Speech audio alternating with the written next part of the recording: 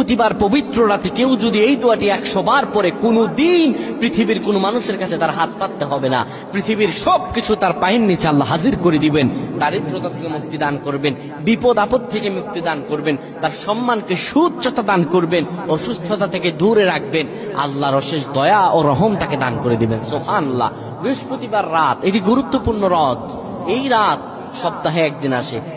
আরবিতে রাত আগে আসে, দিন পরে আসে। সুতরাং বৃহস্পতিবারের যে দিন গিয়ে রাত, এটি বৃহস্পতিবার রাত নয়, এটি শুক্রবারের রাত, এটি জুমাবারের রাত, এটি দোয়া কবুলের রাত, আল্লাহর কাছাকাছি হওয়ার রাত। সুবহানাল্লাহ।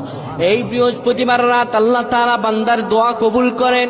কেউ যদি বৃহস্পতিবার রাতে ঈশা নামাজের পরে পবিত্র হয়ে ইয়া হাইয়ু ইয়া হাইয়ু ইয়া হাইয়ু ইয়া রাফিয়ু ইয়া রাফিয়ু ইয়া রাফিয়ু এই দোয়াগুলো করতে পারে 100 বার, আল্লাহ রাব্বুল আলামিন তার মর্যাদা বৃদ্ধি করে দিবেন।